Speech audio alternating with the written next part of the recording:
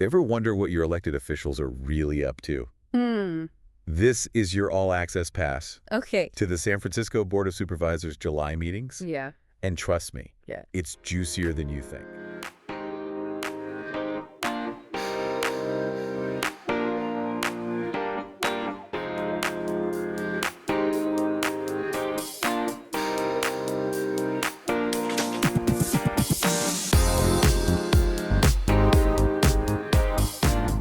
Okay. We're talking about the actual decisions being made, Yeah. about your money, your neighborhood, and even a certain celebrity shout-out. And while these meeting minutes might seem dry at first glance, Right. they offer a fascinating look at the machinery of city government. Okay. We're talking about who's proposing what, Yeah. who's voting for or against it, and the often unspoken dynamics at play. Exactly. It's like a backstage pass to how policy gets made. Yeah. So to kick off our July saga, Okay. let's rewind to the meeting on July 2nd. Right. Right off the bat, we see Supervisor Stefani was absent. Twice. 2 meetings in a row, actually. Really? Which makes you wonder. It's not necessarily unusual for supervisors to miss a meeting, Right. but 2 in a row does make you wonder if there's something more to it. It does. Is it a personal issue? Maybe. A strategic move? Perhaps. We might never know for sure, Right. but it highlights the importance of showing up in these meetings. Yes. Especially when critical votes are happening. Absolutely. Speaking of critical votes, Okay. this meeting was a whirlwind of budget approvals, ordinances, Right. and even a very interesting grant for Planned Parenthood. Right. This grant, Yeah. totaling over $456,000, Wow. is specifically earmarked for security enhancements. So it's indicative of a larger trend, unfortunately. Certainly it is. Of increased security concerns for healthcare providers, Yes. particularly those offering reproductive health services. Yes, particularly. This grant reflects a commitment from the city to ensure the safety of both patients and staff. Right. And that's really crucial. It's a sobering reminder that these budget allocations aren't just numbers on a page. No, they're not. They reflect real-world issues impacting people's lives. They do. They really do. And on that note, Okay. this meeting also delved into another hot-button issue here in San Francisco: Let's hear it. sidewalk vendors. This has been an ongoing debate in the city for years, That have. with concerns about balancing support for small businesses Right. with maintaining order on the sidewalks. Right. This meeting saw the board attempting to clarify permit requirements and streamline enforcement. So it's a complex issue with no easy solutions. It really is. And these minutes show us that it's far from resolved. It's far from over. And because no deep dive is complete without a little local flavor. I like it. The July 2nd meeting included a fascinating ordinance about, Tell me more. wait for it, A tree. not just any tree, though. What kind of tree are we talking about? This coast redwood at 4 Montclair Terrace Okay. earned the prestigious designation of landmark, Oh. reflecting the city's dedication to preserving its natural heritage. So while the board is grappling with massive issues like housing and budgets, Right. they're also taking the time to recognize the value of a majestic tree. That's right. I kind of love that. It's a good reminder that city governance operates on multiple levels. It does. From the grand scale down to the hyperlocal. Yeah, absolutely. Yeah. Now let's fast forward to the meeting on July 9th, Okay. July 9th. where things really started heating up. Uh, Remember Supervisor Stefani's absence? how could I forget? Well, she's still MIA for this one. Wow. Okay. But the real drama unfolded when Mayor Breed herself Oh, boy. stepped into the lion's den to tackle a topic that's been causing quite a stir: All right. rent control. This was particularly timely Yeah. given the recent Supreme Court ruling on the Grants Pass case, Right. which dealt with restrictions on homeless encampments, Right. the Costa-Hawkins Act, Yes. which limits the scope of rent control in California, has been a point of contention in San Francisco for years. It has. Supervisor Preston used this opportunity to directly challenge the mayor on her stance. And for those who aren't familiar with Costa-Hawkins, Yes. it essentially prevents cities from expanding rent control measures. Right. Which, as you can imagine, has significant implications for a city grappling with an affordability crisis like San Francisco. Precisely. And the mayor, while expressing support for the idea of rent control, Okay. stopped short of fully endorsing the Justice for Renters Act, Interesting. which seeks to repeal Costa-Hawkins, Okay. stating she needed further review. Sounds like a bit of a political dance, Right. wouldn't you say? Absolutely. Trying to appease both sides without taking a firm stance. Absolutely. Right. And this back and forth highlights the inherent tension that exists in cities like San Francisco, where you have a large renter population advocating for affordability Mm-hmm. and concerns about potential overregulation stifling new development. Right, right. It's a tough one. It is a tough one. Yeah. And this tension was palpable later in the meeting when the board actually voted on a resolution Okay. supporting the Justice for Renters Act. Right. This resolution, while non-binding, Okay, was essentially a symbolic gesture of support for expanding rent control. I see. And while it did pass, Okay. it wasn't without its detractors. Oh, spill the tea. Supervisors Dorsey and Engardio, Okay. both appointed by the mayor, Right. voted against the resolution. Wow. This public dissent, especially from members of the mayor's own party, It's pretty huge. speaks volumes about the deep divisions surrounding this issue. It seems like every decision, it really does. Even a symbolic one Yeah. becomes a battleground in the fight for the future of affordable housing in San Francisco. Exactly. Wow. And this is just the tip of the iceberg. Oh, no. We'll explore more housing controversies in a bit. boy. But first, Remember that feeling you get when you stumble upon a hidden gem while traveling? oh yeah. Well, tucked away in these July 9th meeting minutes Okay. is a little nugget of heartwarming news. It seems San Francisco decided to show some love to one of its own musical legends. No, really? Linda Ronstadt, Oh, wow. Supervisor Chan, presented her with a certificate of honor, How nice. recognizing her iconic career and long-standing commitment to social justice. It's a good reminder that even amidst the serious business of governing, Yes. there's always time to celebrate art and the people who make our city vibrant. It's very important. It is. Yeah. But let's get back to those heavier topics. All right. We're talking about housing before the break, Right. and it seems like this theme just kept popping up throughout July. Absolutely. Remember the Adante Hotel? The Adante Hotel, yeah. That seemingly straightforward agreement to house homeless individuals Right? sparked some heated debate. Right, because who doesn't love a good hotel controversy? Exactly. What was the sticking point here? Well, the agreement itself was to amend an existing contract with Sayana Corporation, Okay. ultimately costing the city over $20 million to utilize the Adante for homeless services. Wow. Supervisor Mandelman, however, voiced his opposition in the committee meeting. He did.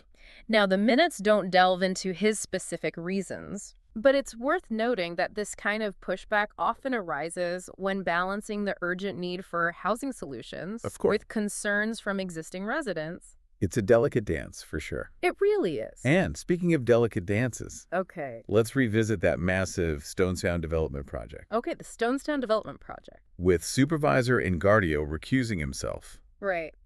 Did this meeting shed any more light on the controversy? Even without Engardio's vote, Yeah. the Stonestown Project, with its plans for new housing, open spaces, and more, clearly struck a nerve. I see. Some supervisors voiced concerns about the potential strain on traffic Right. and existing parking, Right. while others focused on the need for more truly affordable housing units within the development. Which, in a city struggling with affordability as much as San Francisco, Exactly. is understandable. It is. Did these concerns derail the project, though?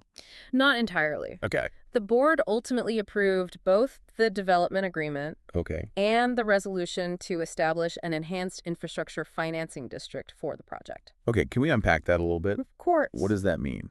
Enhanced infrastructure financing district? Yeah, it sounds a little technical. It does. In simple terms, it allows the city to borrow money for infrastructure improvements related to the project Okay. and then repay those loans using future property tax revenue generated by the development itself. Oh, I see. It's a complex financing tool, Yeah. but often used for large-scale projects like this. Interesting. So while the project is moving forward, Yeah. it's clear that concerns about its impact, especially on affordability, Right. aren't going away anytime soon. Right, exactly. And speaking of things that are ongoing, Okay.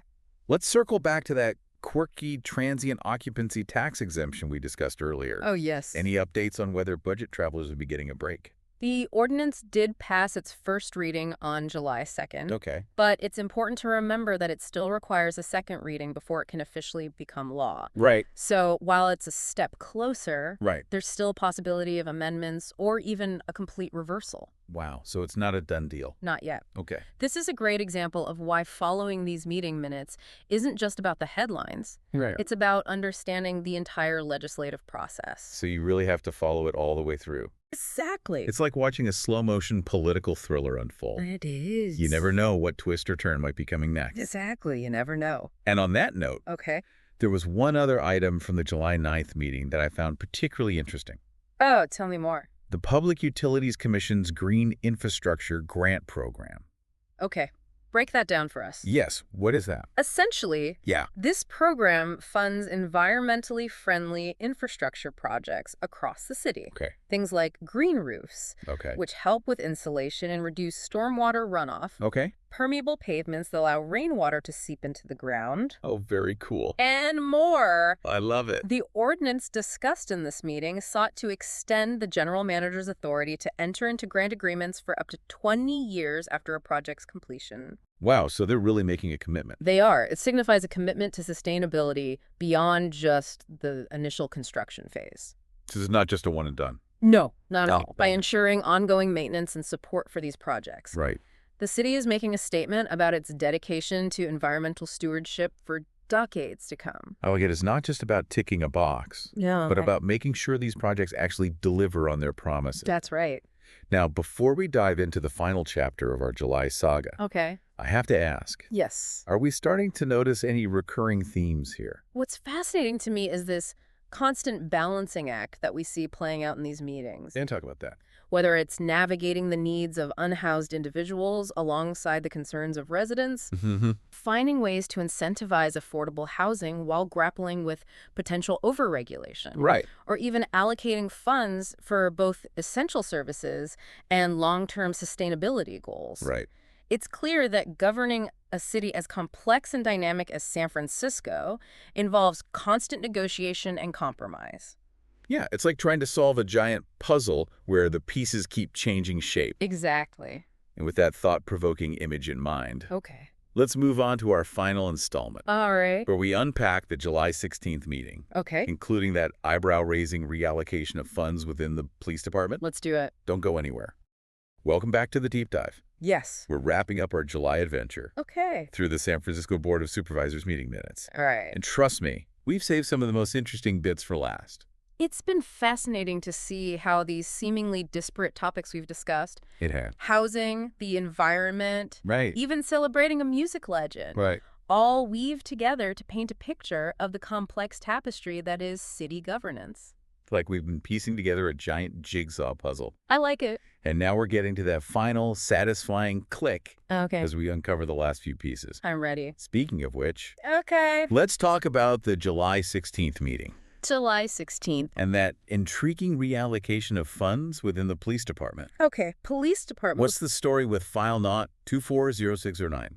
This ordinance, which ultimately shifted over $6.8 million within the police and sheriff's department budgets, Okay. certainly raised some eyebrows. The funds were deappropriated from line items like salaries, equipment, and materials, Right. and then reallocated to cover, What was it for? wait for it, Okay. overtime pay. So we're talking about a significant chunk of change being moved around. We are. That definitely warrants a closer look. It does. What's the rationale behind this shift? The minutes themselves are quite vague, Oh, really? citing only projected increases in overtime as the reason. Well, that's not very helpful. It's not. It raises more questions than it answers. He really does. Is this due to an increase in crime rates? Maybe. Are there staffing shortages within the departments? Right. Or perhaps there's an upcoming event requiring a larger security presence. It's like a financial mystery. Right.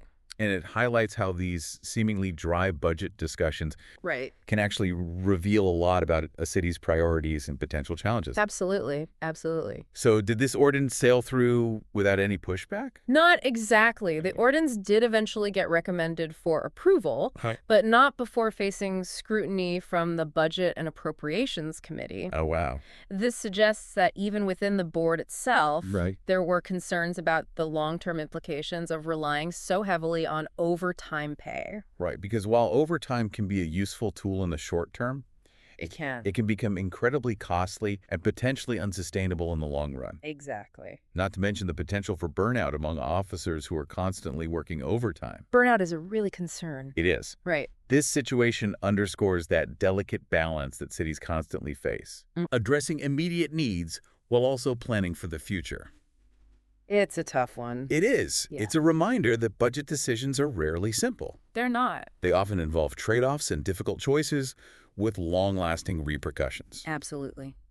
Well, I think we've successfully mined these July meeting minutes for all the insight and intrigue they hold. We really have. We've journeyed through heated debates, We have. surprising discoveries, Oh, yeah. and even a little celebrity appreciation along the way. Of course. We saw it all this month, We did. and it's just July. Who knows what August is going to bring? Right. I can't wait to find out. Me too.